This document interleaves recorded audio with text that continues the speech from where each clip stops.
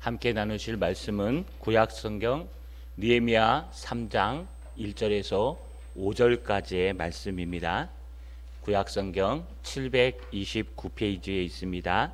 그때 대제사장 엘리야십이 그의 형제 제사장들과 함께 일어나 양문을 건축하여 성별하고 문짝을 달고 또 성벽을 건축하여 함메아 망대에서부터 하나넬 망대까지 성별하였고, 그 다음은 여리고 사람들이 건축하였고, 또 그 다음은 이무리의 사람들 삭구리 아들 삭구리 건축하였으며, 어무는 하스나의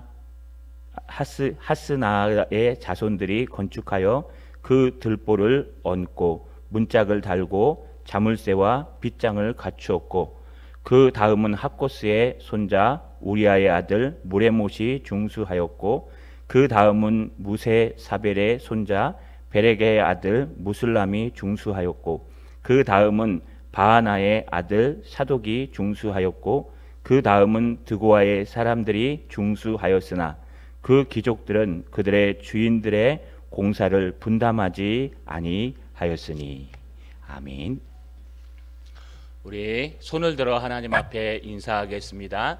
하나님, 솔선수범하며 최선을 다하는 신앙인 되게 하옵소서.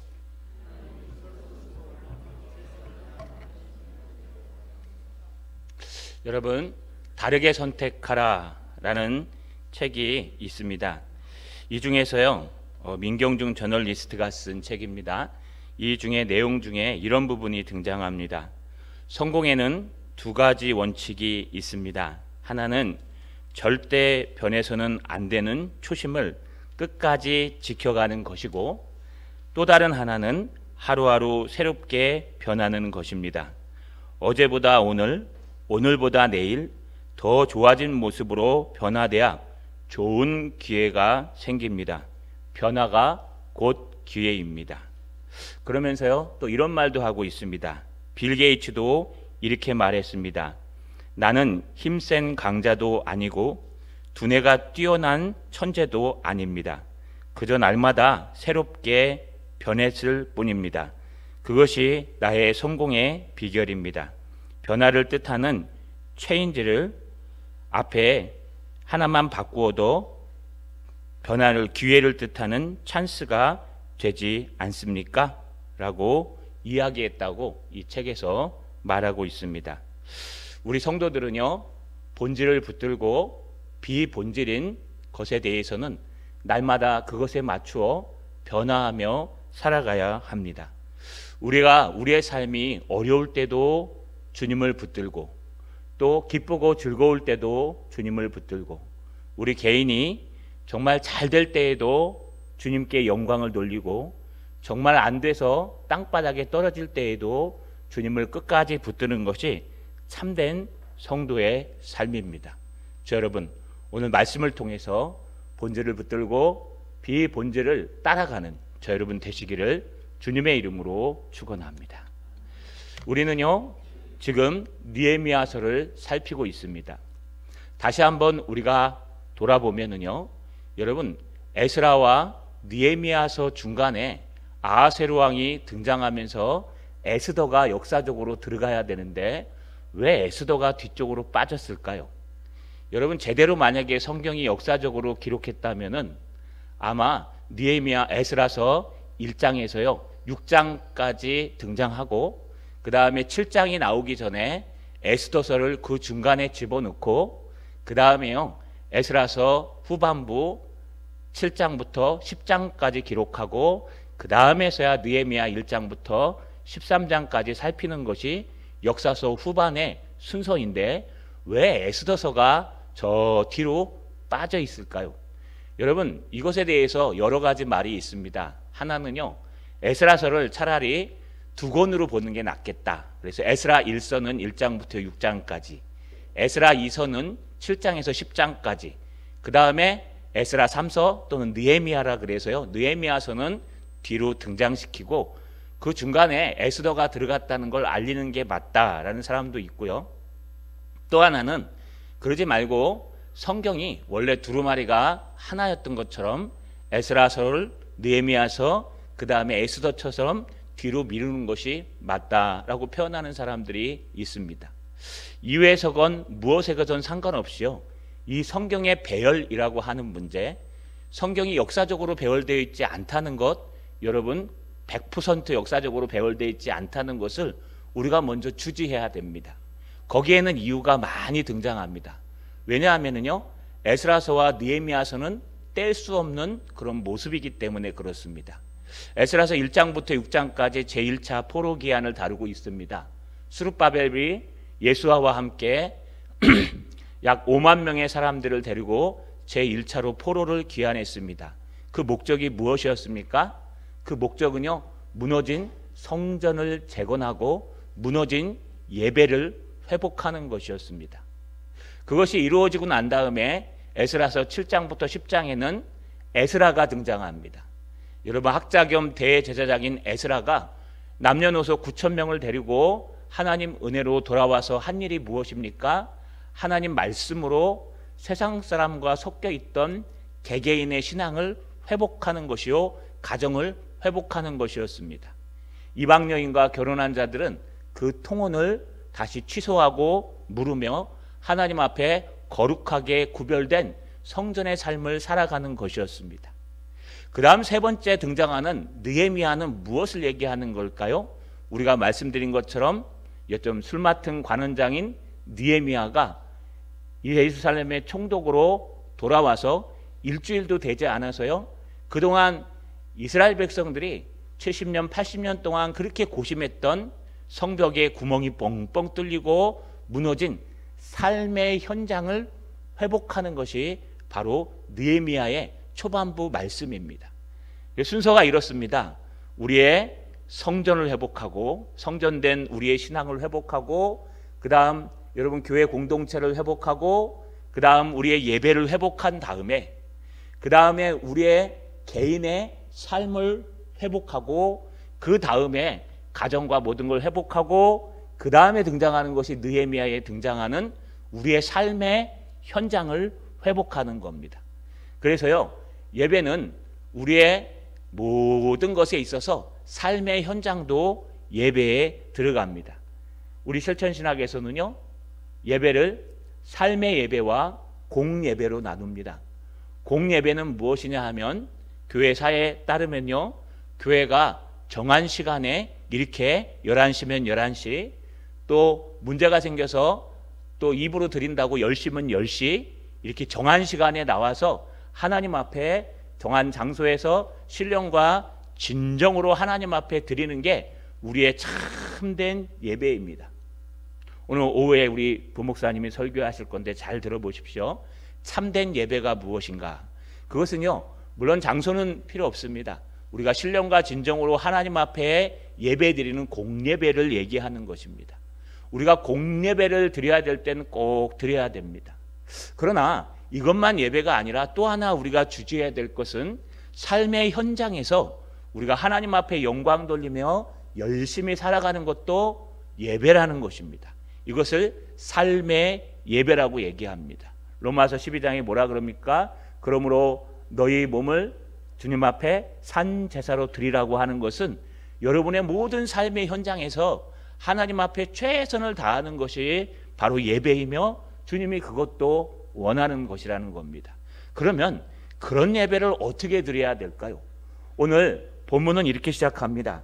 오늘 1절에 그때 대제사장 엘리야십이 그의 형제 제사장들과 함께 일어나 양문을 건축하여 성별하고 문짝을 달고 또 성벽을 건축하여 한메아 망대에서부터 하나넬 망대까지 성별하였고, 그때라고 얘기합니다. 왜 이 그때락을 강조하고 있을까요? 여러분, 그때는 느헤미야가 성벽을 재건하겠다고 내려온 지 빠르면 3일밖에 안 되고 길어야 일주일도 안 되는 그 사이에 느헤미야는요, 백성들 방백들 앞에서 뭐라고 얘기합니까? 자, 우리가 이 공경을 당하지 않았느냐? 성벽이 무너지고 성문이 불타서 너희가 정말 삶에 있어서 너무 힘들지 않았느냐? 공경에 빠져서 어떻게 살아야 될지 모르지 않았느냐? 또 너희가 수치도 당하지 않았느냐? 하나님의 성전이 있는 저 예루살렘이 완전히 무너져서 너희의 신앙까지 다 무너지지 않았느냐? 그러니 우리 일어나서 이 예루살렘 성벽을 건축하자. 그러면서요, 여기서 끝나지 않고 자기가 양문에 있을 때부터, 수상궁에 있을 때부터 이곳까지 하나님의 선한 손이 어떻게 자기를 인도하셨는지에 대해서 쭉 설명하고 간증했습니다. 여러분, 그는 예루살렘 사람들 입장에서 보면요, 성벽은 아주 오래된 그런 아픔입니다. 오래된 병에 장사 없다고요? 여러분, 계속 누군가 아프면요, 나중에 되면 지쳐버리지 않습니까? 똑같습니다. 오래도록 성벽이 우리를 괴롭히고 성벽이 우리를 지켜주지 못하고 성벽엔 구멍이 뻥뻥 뚫리고 성벽은 막 무너져서 가는 길도 없고 나귀를 타고 가다가 걸어갈 정도로 엉망진창인 우리를 지켜줘야 될 그 삶의 현장, 성벽은 다 무너져 있는 겁니다. 또 성문은 불타버려서 적군이 들어올 때, 도적들이 들어올 때 막는 역할도 못해요. 그냥 밤이고 낮이고 아무나 들어다녀도 뭐 하나 꺼리낌이 없는 곳이 다 무너진 삶의 현장, 성벽이었습니다. 그것을 갑자기 나타난 지 일주일도 안 된 느헤미야라는 사람이 총독으로 와서요, 자, 우리 일어나자, 우리 하나님의 성벽을 짓자, 자, 하나님께서 이렇게 응답하셨다. 그럼 여러분, 그 말씀을 따라가겠습니까? 아마 웃을 겁니다. 하이 참, 우리가 얼마나 오랫동안 이렇게 살았는데 너도 좀만 있어봐, 아마 우리랑 똑같이 될 거야 라고 웃지 않겠습니까? 여러분, 그러나 하나님의 선한 손이 그들을 감동시키고 느헤미야의 4개월 동안 기도의 응답과 또 느헤미야의 그런 실제로 충격적인 그 모습을 눈으로 본 그 뜨거운 성령의 은혜와 뜨거운 감동이 그들을 변화시켰습니다. 그들은 일어나기 시작했습니다. 자, 우리 일어나서 같이 건축합시다. 느헤미야 말이 맞습니다 라고 얘기했는데요, 여러분, 그때 호론 사람 산발랏, 사마리아의 총독이요, 또 암몬 사람 도비야, 또 용병이었던 아라비아 사람 게셈이 나타나서요, 비웃으면서 야, 니네 아닥사스다 왕을 배신하려고 그러냐? 역적무리들이지 라고 협박할 때 그들은 고민에 빠졌어요. 이것을 어떻게 할까? 진짜 본 지 얼마 안 된 그 느헤미야의 말을 믿어야 될까? 아니면은 과거에 우리 한번 실패했던 그 아픔을 따라가야 될까? 그 사이에서 느헤미야가 나타나서 그 강하게 밀어붙이고 우리 함께 나가자라고 얘기할 때요, 바로 그 상황을 얘기할 때 그때라는 단어를 쓰는 겁니다. 이 그때라는 단어가 여기 등장하지 않으면요, 지금 앞에 있는 문장과 뒤에 있는 문장 사이에 시간이 오래 지났을 것이다 라고 해석할 수 있어요. 그런데 그때라는 단어를 해석함으로 말미암아 이것이 느헤미야의 말을 듣고 금방 따라서 성벽을 재건하기 시작했다는 거예요. 다시 말하면요, 우리의 신앙을 회복하고 성전을 회복하고 또 우리 개인의 신앙과 가정을 회복한 다음에 우리는 그 다음에 무엇을 해야 되는가? 됐다, 나만 예수 믿고 구원받으면 되지, 뭐 우리 가정만 예수 믿고 구원받으면 되지, 우리만 하나님 앞에 주어진 예배만 드리면 되지, 그래서 교회 밖을 나가면은 교회 안에 있던 삶과 교회 밖의 삶이 전혀 다른 삶은 성도의 삶이 아닙니다. 그런데 여기서 말하는 것은요, 우리의 삶을 이제부터 회복해야 되는데 어떻게 회복하느냐? 첫 번째는요, 솔선수범하는 삶으로 회복하는 것입니다. 오늘 1절에 읽어보신 대로 그때 대제사장 엘리야십이 그의 형제들과 함께 일어나 양문을 건축하고 성별하고 문짝을 달고 또 성벽을 건축하여 함맘의 망대에서부터 하나넬 망대까지 성별하였고. 여러분, 이 엘리야십은 누구냐 하면은요, 뒤에 살펴보니까 느헤미야 12장 10절에 이렇게 기록되어 있습니다. 예수아는 요야김을 낳고 요야김은 엘리야십을 낳고 엘리야십은 요야다를 낳고. 여러분, 엘리야십은 누구의 손자냐 하면 예수아의 손자입니다. 예수아는 누구였습니까? 제1차로 성전을 재건하고 예배를 회복하기 위해 포로기한을 했던 총독 스룹바벨과 대제사장 예수아 또는 여호수아라고도 읽습니다. 이 여호수아의 손자였습니다. 여러분, 그 당시에 대제사장이요, 여호수아의 손자 정도 되면은요, 일 안 해도 돼요. 여기 참석 안 해도 됩니다. 여러분, 이 사람들은 그냥 성전의 일만 하면 되는 거예요. 성전 일도 바빠요. 여기 굳이 성벽을 참석하지 않아도 되는데, 여러분, 그들은 일어나서 대제사장이 자기의 본분도 다할 뿐만 아니라 일어나서 자기 형제들과 함께 양문을 건축하고 양문에 붙어있는 2개의 망대를 건축하는데 한메아 망대에서부터 하나넬 망대까지 건축합니다. 여러분 제가 그림을 보셨죠? 저게 옛날 예루살렘입니다. 지금은 저거보다 한 3배 정도 큽니다. 예루살렘이. 근데 옛날 예루살렘 성벽의 맨 북쪽입니다. 위쪽이. 북쪽에 있는, 여러분이 보시기에 북쪽의 오른쪽에 있는 양의 모습이 있는 문이 양문이에요. 이 양문은 보통 그 밑에 있는, 바로 밑에 있는 성전에 들어가는 제물들이 들어오는 문입니다. 그래서 양의 문이라고 얘기하죠. 너희가 양의 문으로 들어오지 않고 도적들은 다른 문으로 들어온다 할 때 양의 문이라고 표현하기도 합니다. 꼭 그런 뜻은 아닌 것 같지만 중요한 것은 이 양문은 제사장들에게 있어서 제물이 들어오는, 그 제사에 드리는 예물이 들어오는 그 문이기 때문에 굉장히 소중한 문입니다. 또 한마의 망대와 여러분 하나넬 망대는요, 망대가 왜 세워질까요? 2개가 왜 양문에서부터 그 다음에 등장하는 여러분 어문 사이에 2개의 망대나 있을까요? 망대는요, 망루라는 것이 있어서 여러분 지휘소가 되기도 하고 멀리서 오는 것을 만한 경우는 없었지만 이렇게 파악해 갖고 알려주는 여러분 초소와 같은 곳입니다. 초소는요 이렇게 땅속에 짓지 않고 높이 짓습니다. 요즘은 다 안으로 들어갑니다. 장비들이 좋아서요. 그런데 여러분 옛날만 해도요, 초소는 저 위에 지어가지고 높이 올려서 멀리 바라볼 수 있는 것을 바로 초소라고 얘기합니다. 이런 망대 같은 것이 2개나 서 있다는 것은 뭘까요? 이 북쪽에 있는 양문과 어문 사이에는요 망대가 2개 있어서 적군들이 많이 쳐들어왔다는 거예요. 주로 북방에 있는 아수르나 북방에 있는 민족들이 남벌 정책을 할 때 가장 먼저 지나는 곳이 예루살렘입니다. 그래서 가장 먼저 쳐들어오는 것이 바로 저 망대에 있는 곳입니다. 우리도 전방에 모든 무기들이 많이 위치해 있죠. 우리 창원 쪽에는 뭐 해군이 있긴 하지만 이 창원 쪽에 막 포대가 있고 하는 거 보셨습니까? 별로 없죠. 왜냐하면요, 쳐내려오면은 북쪽에서부터 남쪽으로 쳐내려오기 때문에 그래요. 마찬가지로 무기가 더 안 좋았던 이 시대에는요, 이 북쪽에서 남쪽으로 내려올 때는요 틀림없이 지나가야 되는 게 예루살렘인데, 이 예루살렘에 지 북쪽 성벽을 뚫고 들어와야지만 이 예루살렘을 점령할 수가 있어요. 근데 거기에 양의 문이 있고 한맘의 망대와 하나넬 망대가 있다는 거예요. 그러니 얼마나 튼튼하게 지어야 되고 얼마나 중요한 곳이겠습니까? 여러분 종교적으로도 중요한 곳입니다. 또 군사적으로도 아주 신실하게 지어야 될 중요한 곳입니다. 이곳에는요 일 잘하는 사람이 가진 사실은 지어야 돼요. 그런데 엘리야십 제사장 그냥 손 하나 까딱 안 하고 가만히 있어도 됩니다. 할아버지의 그 이름 뒤에 숨어가지고요, 우리 할아버지는 이 제1차 포로기한에서 성벽을 재건한 그 지도자인데 우리가 뭐 어때? 그리고 난 대제사장인데 이 갖고 뭐 내가 해서 되겠어? 하면서 뒤로 충분히 빠질 수 있습니다. 그럼에도 불구하고 엘리야십은 그의 형제와 함께 가장 튼튼하게 지어야 되고 가장 중요하게 지어야 되는 그 망대를 짓기 시작했다는 거예요. 이것을 우리가 한자로 뭐라 그럽니까? 솔선수범. 안 해도 되는 사람들이 앞에 나서서 먼저 하는 것입니다. 지도자들이 앞에 나서서 본을 보여주는 것입니다. 예배가 이런 것이다. 하나님 앞에 헌신하는 것이 이런 것이다.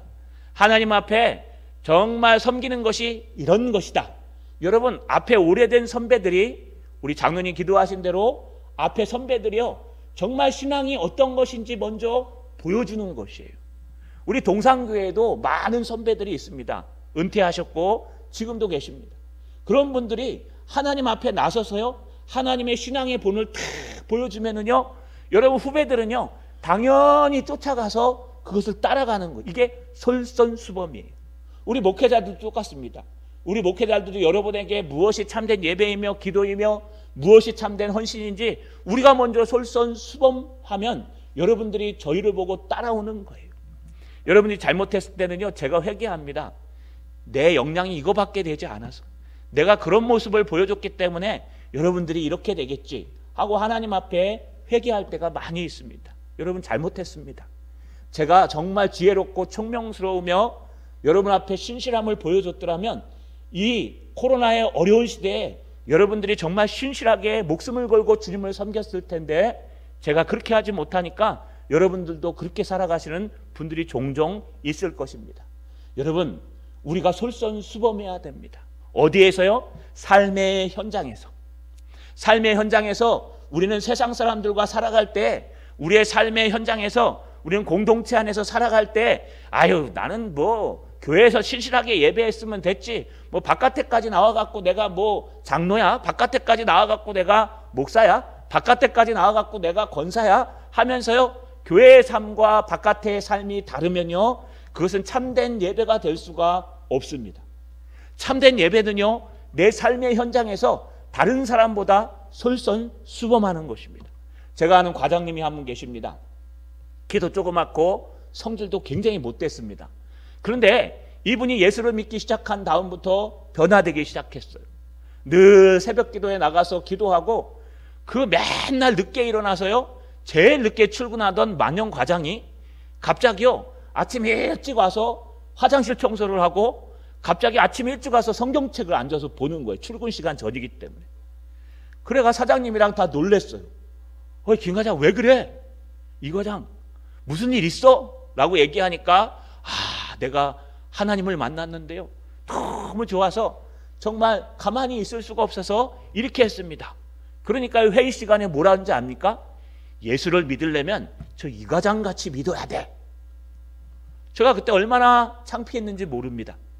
여러분, 우리 인생에 있어서 삶의 현장에서도 우리는 하나님 앞에 예배해야 되는데 그 삶의 현장에서 우리가 가장 먼저 해야 될 것은 솔선수범하는 거예요.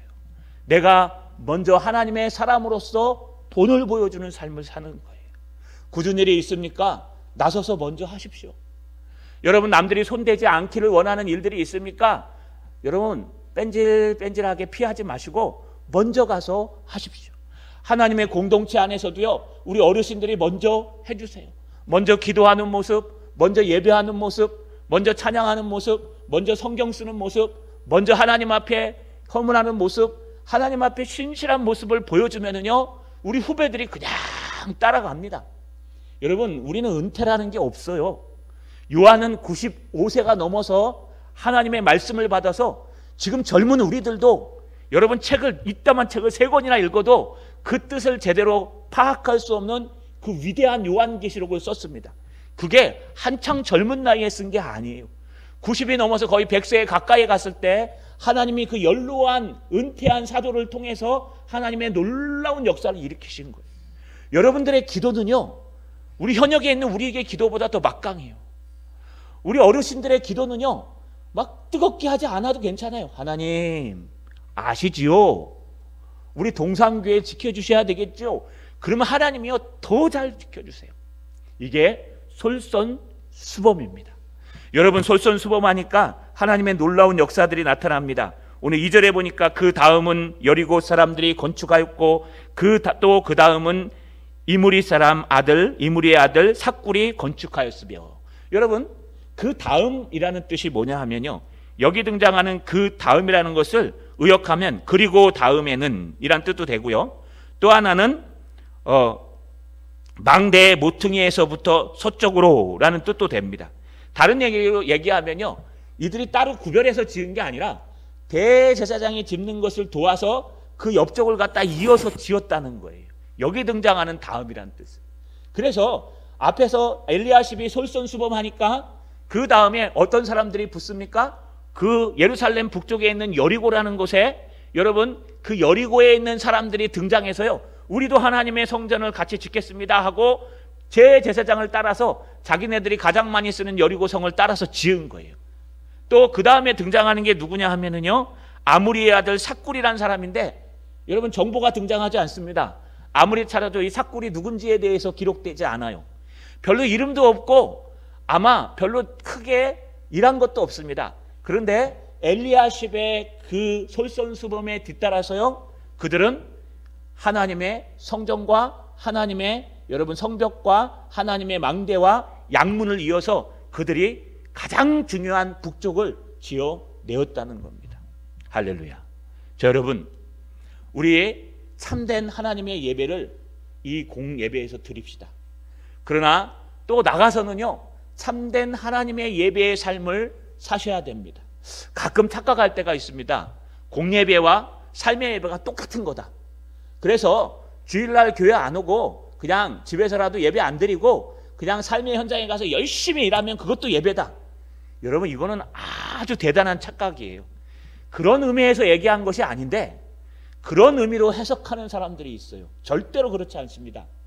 여러분, 공예배가 우선입니다. 하나님 앞에 예배당에 나와서 또는 오늘처럼 이렇게 비대면으로 할 때 온라인 예배를 드리더라도 내가 있는 곳에서 하나님 앞에 신령과 진정으로 드리는 예배가 먼저입니다. 오늘 오후 설교를 잘 들어보십시오. 참된 예배가 먼저예요. 그 예배에서 얻을 수 있는 것이 있습니다. 그러나 우리가 예배하고 싶은데 생계의 문제 때문에 또 한 번의 어려운 일 때문에 급한 일 때문에 드릴 수 없는 형편이 되어서 여러분 그 자리에 없이 출근하여서 삶의 현장에서 열심히 일하는 것도 예배입니다. 하지만 그 예배가 이 예배를 대체할 수 없습니다. 이건 똑같은 예배가 아니에요. 여러분, 이건 서로 다른 예배고 다른 형식이며 이것을 주장한 이유는요, 주일날 하나님 앞에 예배한 날은 우리 당회에서 결의한 대로 그 시간에 우리 교회사에서 얘기한 대로 지정한 때에 아주 좋은 시간에 나와 하나님 앞에 공동으로 모여 예배하고 하나님 앞에 신령과 진정으로 모여 예배하는 이 공예배가 우선이 된 다음에 그 다음에 삶의 현장에 나가서 예배할 때도 이 공예배의 은혜를 가지고 삶의 현장에서도 최선을 다하는 것이 바로 예배라는 겁니다. 근데 여러분, 이게 거꾸로 가면 이제 문제가 심각해집니다. 뭐 예배당에 가서 예배를 드리나 공예배에 뭐 온라인이고 아니고 참여하지 않는 거나 그냥 내가 삶의 현장에 가서 열심히 일하는 것도 예배라 그러는데 그냥 일하면서 열심히 일하면 예배야 그게? 여러분, 그러면 우리도 자유주의자가 됩니다. 저 유럽처럼요, 바깥에 나가면 예수 믿는 사람이 많은데 주일만 되면요 예수 믿는 사람이라고 앉아있는 거 할머니들 5명밖에 없어요. 그 큰 예배당에. 나머지는 어디 있습니까? 뭐 예배당에 가서 예배만 드려야 되는가? 우리 삶의 현장 가서 열심히 일하면 그게 예배지? 그래서 인터뷰하면요 90%가 다 예수 믿는 사람이에요. 예수 믿고 천국 간대요. 근데 예배당에 주일날 와서 예배 드리는 사람은 5명이에요. 여러분, 이런 극단적인 모습이 생깁니다. 그래서 우리는 정확하게 알아야 됩니다. 여러분, 예배는 먼저 하나님 앞에 공예배, 모여서 예배하는 이 예배가 참된 예배요, 우선 예배요, 거기서 우리가 참된 예배, 신령과 진정으로 하나님 앞에 드리는 예배가 되어야 하고 그 다음에 우리 자신을 회복한 자들이 삶의 현장에 가서 드리는 예배에 있어서는요 솔선수범해서 우리가 삶의 모습에서도 하나님의 영광을 위해서 남들이 믿어주지 않고 욕하더라도 가장 굳은 일부터 해서 삶의 현장에서 우리가 솔선수범하는 것, 이것도 우리의 예배라는 걸 꼭 잊지 마시고 이번 한 주간 동안 여러분 삶의 현장에서 단 하나라도 먼저 나서는 솔선수범하시는 분들 되시길 주님의 이름으로 간절히 소망합니다. 이것만 있을까요? 그렇지 않습니다. 여러분, 또 하나 등장하는 모습이 있는데 그것은 바로 최선을 다하는 모습들이 찾아볼 수가 있습니다. 여러분, 오늘 3절을 보니까 어무는 하스나의 자손들이 건축하여 그 들보를 얹고 문짝을 달고 자물쇠와 빗장을 갖추고, 이제 그 옆에 여러분 양문이 있으면 그 옆에 바로 어문이 있습니다. 이 어문까지는 약 210m 정도 된다고 합니다. 이 어문이 있는데 이 어문은 뭐냐 하면 말 그대로 고기 엿잘 써갖고요 물고기가 들어오는 문입니다. 저 북쪽 갈릴리 호수에서 잡은 여러분 어류들, 그 물고기들이 이 예루살렘으로 배달되고 들어올 때는요 바로 이 어문을 통해서 들어왔습니다. 또 지중해에서 잡힌 물고기들이 들어올 때도 어문을 통해서 들어왔고, 요단강에서 잡힌 피라미나 미꾸라지 같은 것들을 잡을 때에도 어문을 통해서 들어왔어요. 바로 양문 옆에 있는 그 어문은요 여러분 그 앞에 어물전, 지금으로 얘기하면 어시장이 있습니다. 여러분, 어시장이 있다는 것은 많은 경제적인 통로가 됐다는 거예요. 돈이 많이 오고 가고 그곳에 많은 것들이 왔다 갔다 하는 경제에 아주 심각한 지장을 줄 수 있는 그런 시장을 관할하는 그런 어문이라는 겁니다. 이 어문에는 아마 냄새도 많이 날 거예요. 비린내도 나고 많은 것들이 날 겁니다. 그런데 이 어문을 누가 등장하냐? 바로 하스나의 자손들이 등장합니다. 여러분, 하스나라는 사람이 없어요. 그래서 이 하스나가 뭔가라고 찾아보니까 하와 스나라의 합성어예요. 하라는 것은 영어로 더, 우리나라 말로 그것 이런 뜻이고요. 하나, 그 다음에 스나아라는 뜻은요, 동네 이름이에요. 앞에 여리고 사람들이라는 뜻과 같이 스나 사람들이라는 동네 이름인데 스나가 어딘지 잘 모르시겠죠? 여러분, 잘 이름도 안 알려주는 그런 사람들을 합쳐서 스나라는 사람이 있는데 그 스나라는 사람이 사는 동네를 하스나 해서 아마 그 동네를 얘기하는 것 같아요. 그래서 하스나 사람들이라는 것이 더 맞습니다. 스나는 사람 이름입니다. 하스나는 동네 이름이에요. 아마 스나가 유명한 사람이었던 것 같은데 교회사에도 없고 역사에도 안 나와요. 중요한 건 여리고 사람들이 증축하였더라 똑같이 스나 사람들이 증축하였더라 하는 것이 더 성경적으로 맞습니다. 그래서 스나 자손들이 아니라 스나 사람들이라고 번역하는 것이 더 나을 것 같습니다. 왜냐하면 하스나한 사람은 없기 때문에. 여러분, 이렇게 스나 이름도 모르는 사람들이 등장했는데 이들이 하는 일은 달라요. 어떻게 얘기했을까요? 어문을 건축하는데 여러분, 그 들보를 얹고 문짝을 달고 자물쇠와 빗장을 갖추고, 딴 데는 그냥 문짝을 달고 대충 달면 되는데, 빗장만 갖추면 되는데, 여러분, 들보를 달았다는 것은 지금 있는 문을 더 보강했다는 거예요. 보강, 튼튼하게. 그 다음에 여러분, 그 옆에 있는 들보를 얹고 문짝을 달았대요. 여러분, 문짝이 불타서 없겠죠? 그래서 문짝을 달았어요. 여기까지는 좋아요. 그런데 자물쇠와 빗장까지 쳤대요.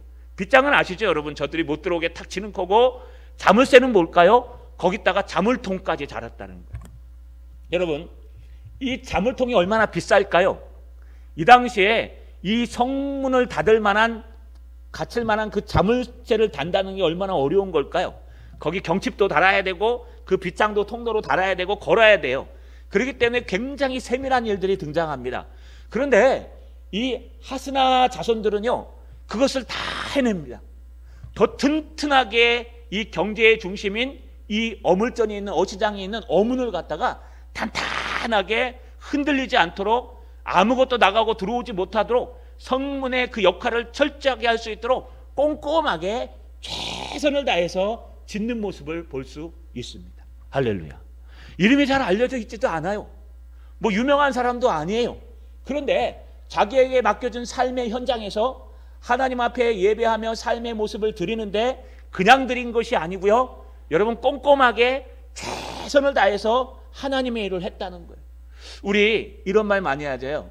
여러분, 뭐 용의 머리와 용두삼이, 처음에는요 막 열심히 할 것처럼 내가 하겠습니다 하고 막 처음에 했을 때는요 막 열심히 하다가 뒤는 흐지부지 해갖고요 그냥 대충 갖다 때우고 대충 하지 않습니까? 이게 우리 인간의 모습입니다. 그런데 이 하스나 사람들은 그러지 않았어요. 끝까지 자물통까지 달고 자물쇠까지 달고 빗장까지 넣어서 하나님이 맡겨주신 일을 끝까지 최선을 다해서 했다는 거예요. 또 하나 등장하는 사람이 있습니다. 그게 누구냐 하면은요, 여러분, 세 번째 4절에 그 다음에는 학고스의 손자 우리아의 아들 무레못이 중수하였고, 그 다음에는 무세사벨의 손자 베레가의 아들 무슬람이 중수하였고, 그 다음에는 비아나의 아들 사독이 중수하였고. 여러분, 여기서 중요한 게 무레못입니다. 이 무레못이라는 사람은요, 여러분, 두 번 등장해요. 뒤에 등장하는, 우리 뒤에 보시면은요, 에스라서 8장 33절 우리 앞에 보시면 이렇게 등장합니다. 제사 일에 우리 하나님의 성전에서 은과 금과 금그릇을 달아서 제사장 우리아의 아들 무레못의 손에 넘기니. 이게 뭐냐면 앞에 등장하는 건데, 여러분, 이 무레못은 언제 등장하냐 하면 에스라가 제2차 포로기한 했을 때 왕이 준 모든 성전 기물을 누구에게 맡기냐 하면 이 무레못에 맡겨요. 그러니까 에스라 때도 무레못은 성실하게 하나님의 일을 하는 제사장이었어요. 근데 느헤미야 때 또 등장해요. 느헤미야 때 이들의 자손들이 무레못이 와가지고요 중수하는데 참여해요.